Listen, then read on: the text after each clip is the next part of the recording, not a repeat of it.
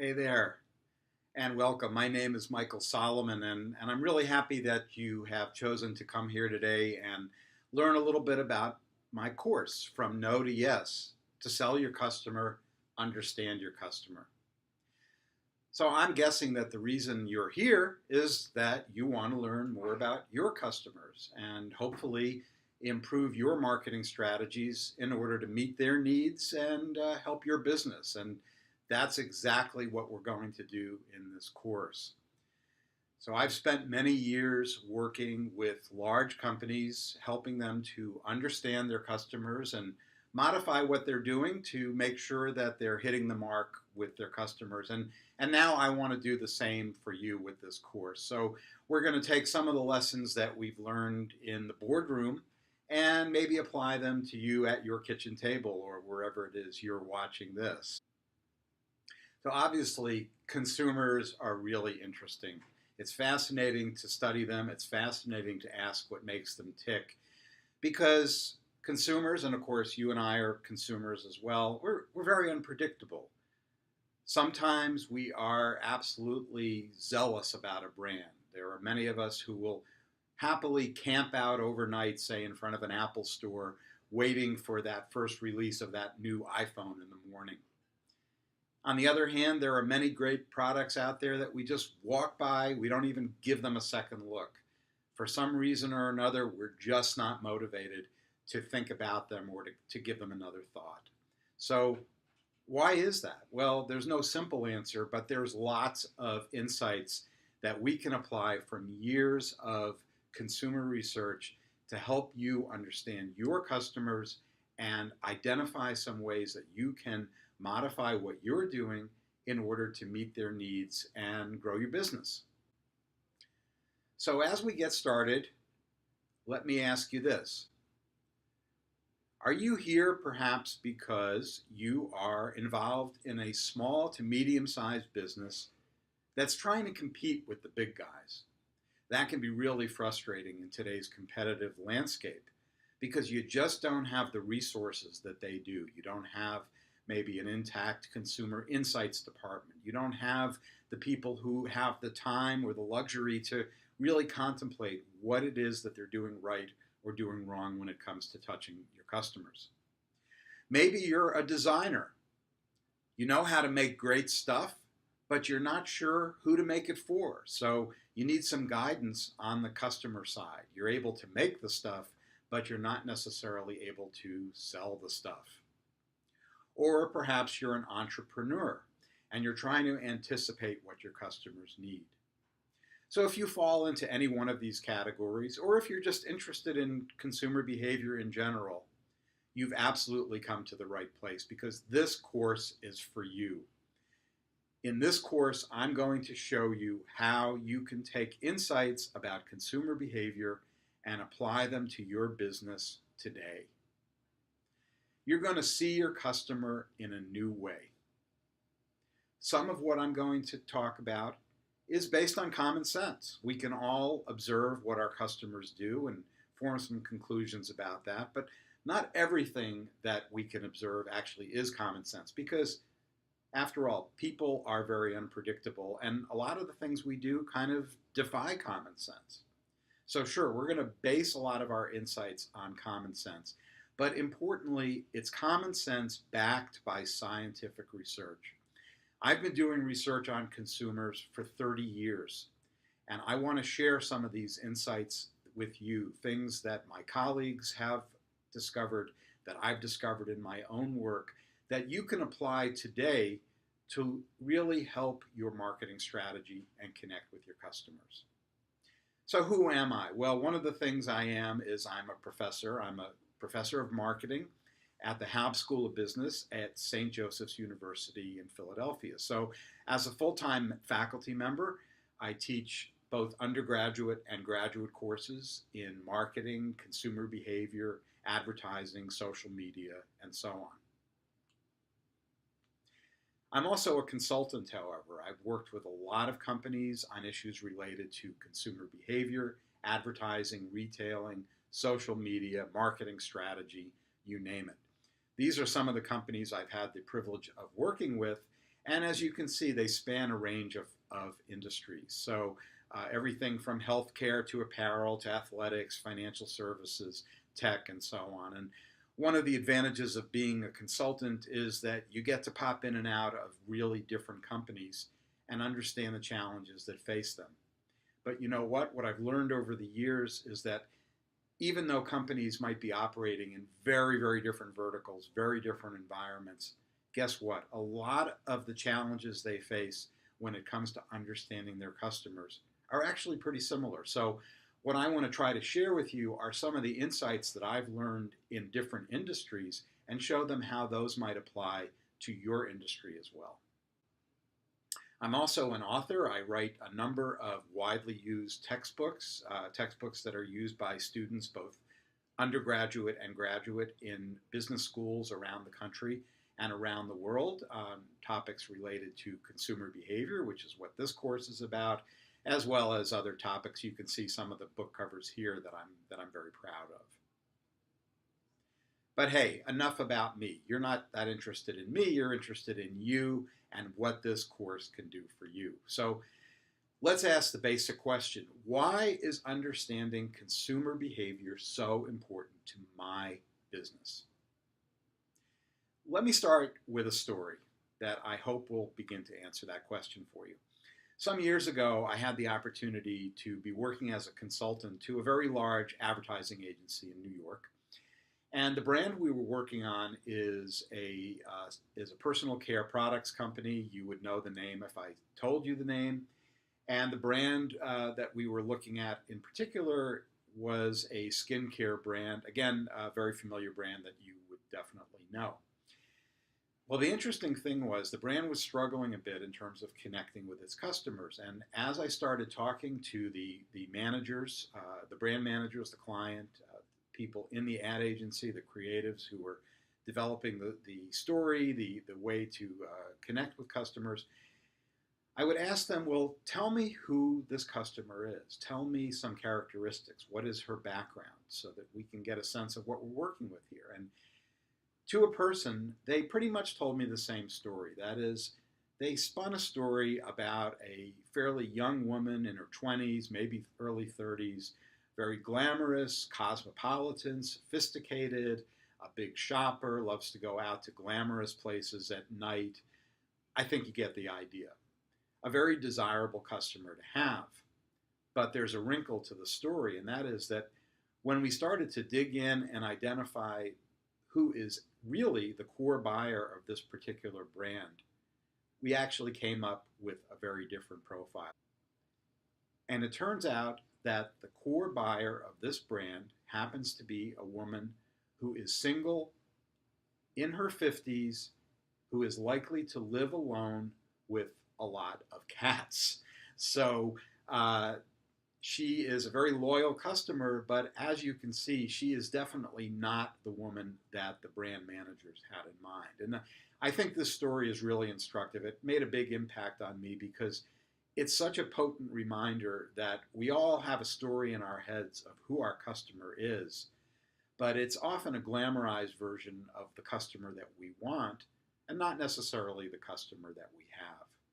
So the million-dollar question is, of course, how can we identify that customer? We know that the key to marketing success is meeting your customer's needs, right? That's marketing 101. The first thing we teach our students in the Principles of Marketing course is that marketing is about meeting needs. But the question is, how can you meet those needs? How can you do that unless you know what those needs are? And that's why understanding consumer behavior is so important for your business. So at some level, it's just a matter of getting into the shoes of your customer. As this cartoon says, I know exactly how you feel, whether it's good or bad.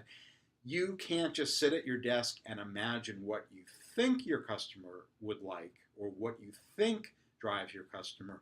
You actually have to get out there and live his or her life to the extent possible. So one really important aspect of customer insights is very simply the human quality of empathy, the ability to step into the shoes of another person, to try to understand their feelings and perspectives.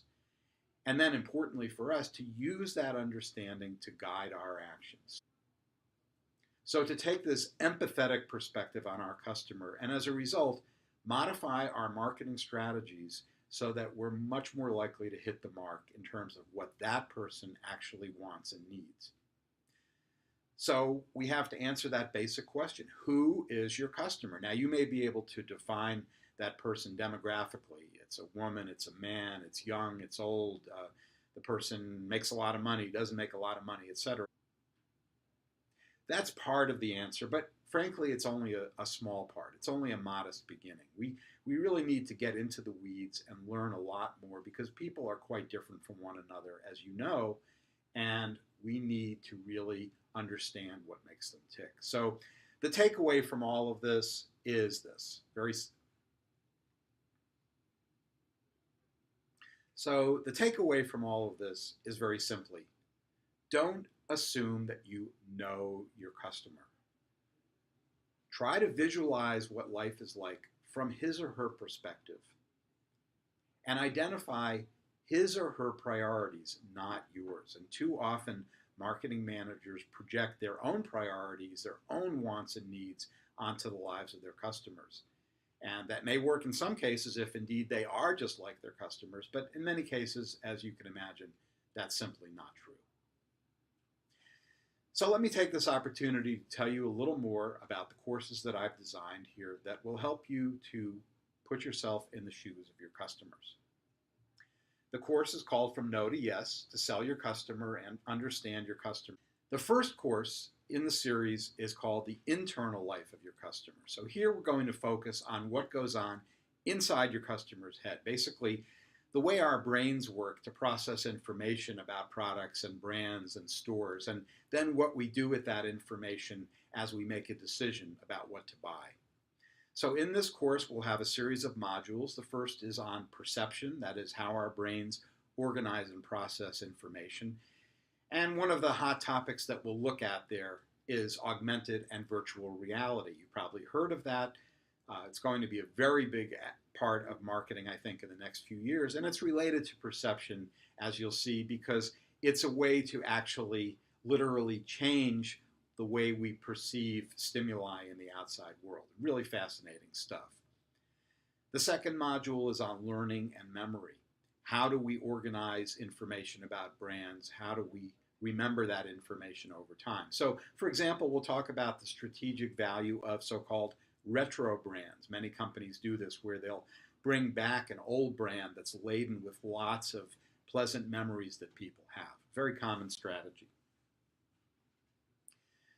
Third, we'll look at motivation and emotion. What motivates or drives people to buy a product? What motivates them to look at your brand very carefully as opposed to others? And how do they feel when they think about your brand as opposed to others? So the use of emotion in marketing strategies is very, very important, but often overlooked by a lot of people in marketing that tend to focus on the functionality of the product rather than on how it makes people feel. So we'll look, for example, at the problem of apathetic customers. How do you take a customer who really just isn't motivated to think about your product and turn them into an engaged person who says, yes, I want to learn more, tell me more. The next module is on the self. That is, how do we use products and brands to tell a story about the self, about who we are, how we relate to other people.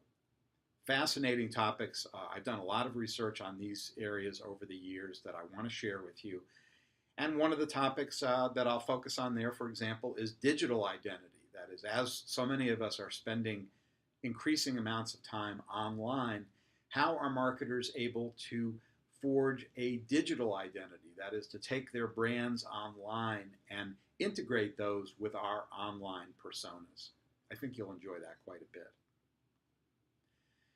The next module focuses on a unique aspect of the self, and that is the part of our self that is gendered. How society sends expectations about what it means to be male or female. So, for example, we'll talk a bit about body image and the messages that society and brands send about the way we should think about our bodies. Next, we have attitudes and persuasion, really important stuff. How do people form attitudes toward our brand? How do they come to like our brand as opposed to another brand? How can we use various persuasive communications techniques to influence that attitude? So we'll talk, for example, about brand storytelling. This is a very hot strategy, hot concept right now in a lot of ad agencies where they've now recognized the importance of weaving a really interesting story, kind of the background story of a brand, as a way to influence people's attitudes. And then the final module in this course is on decision making. How do we take all these things that we've processed in our brains and now put the pedal to the metal and actually make a decision? So one of the topics that I'll address in this module is a very hot one right now, and that is neuromarketing. You may have heard that term. How some marketers are borrowing techniques that neuroscientists have developed over the years to literally look inside our brains as we make decisions about brands and understand the true drivers of brand decisions. Now, course 2 is the external life of your customer. So we're going to now broaden our focus to look at all of the important factors outside your customer's head, so to speak, all of the interpersonal and societal influences on brand decision making. So in this course, the first module is on group decision making. For example, how family dynamics influence our individual decisions. The second, a favorite topic for many people, buying and shopping. How do elements in the actual buying situation, whether bricks and mortar or online, influence what we're going to choose to put into our carts? And so I'll talk, for example, about social shopping, which is a new phenomenon, very interesting stuff, where we're using new technologies essentially to enable people who are shopping online to really simulate the bricks and mortar shopping experience of choosing products in the company of others, even though those other people may actually be sitting at their computers or looking at their phones many, many thousands of miles away. The third module is on word of mouth and opinion leadership. We know that word of mouth has always been important, but it's really important now in the age of the internet, where so many of our product decisions are influenced not by what companies tell us, but by what other consumers tell us. So we'll look, for example, at the idea of brand communities, how companies, large and small, can encourage people to band together with others who share similar preferences and really create a lot of brand loyalty.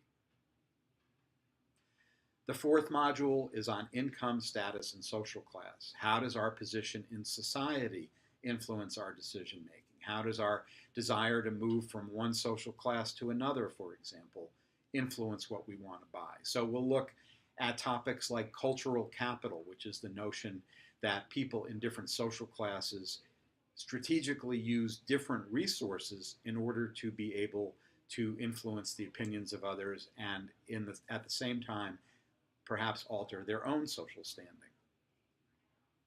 The fifth module looks at ethnic and age subcultures, all of the different ways that we tend to divide ourselves up in a larger society, whether it's ethnic groups, whether it's young people versus old people, many, many different fascinating variables that influence our brand decisions in really fundamental ways. So for example, we'll take a look at millennials. That's an age group that is mystifying a lot of marketers. And we'll talk a bit about how their values and priorities are different from their older brothers and sisters, and how you can use those insights to attract those people to your brand or to your store.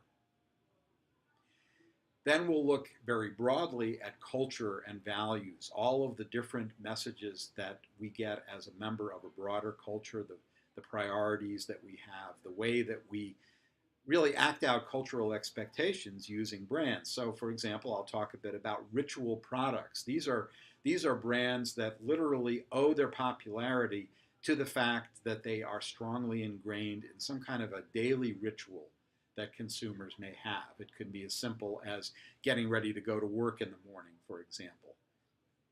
Very, very powerful influences that are worth taking a look at. And finally, one of my personal favorites, fashion and diffusion. I've done a lot of work with fashion-related products over the years.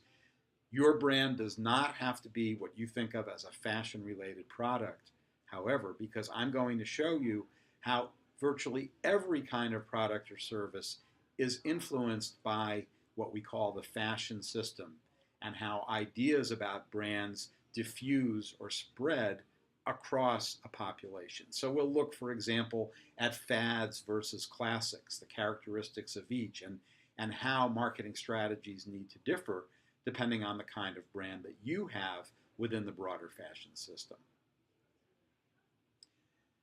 So these two courses together clearly provide an actionable overview of the discipline of consumer behavior. I want to help you to understand many of the issues that drive what we buy, even when they're influenced by forces that aren't obvious to the untrained eye. So you can take either course a la carte. You can sign up for the internal life of the customer, and then later, if you'd like, the external life of the customer.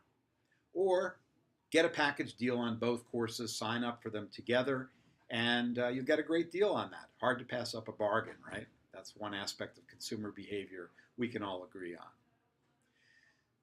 Either way, I'm going to be sharing with you a lot of insights that come directly from scientific research on consumer behavior, and I'm going to show you how these insights apply in the real world by sharing best practices, actual actions that real companies have taken to apply these principles, and what happened as a result. So the takeaway here, each course module offers actionable suggestions for your business. You'll also get exclusive access to a Facebook community where you can share your views about reaching your consumers with others who are in the same boat, and of course interact further with me as well. I'll provide you additional resources to dive deeper into module topics, additional readings and articles, books, etc., if you're interested. You can earn a certificate for completing both courses to add to your LinkedIn profile.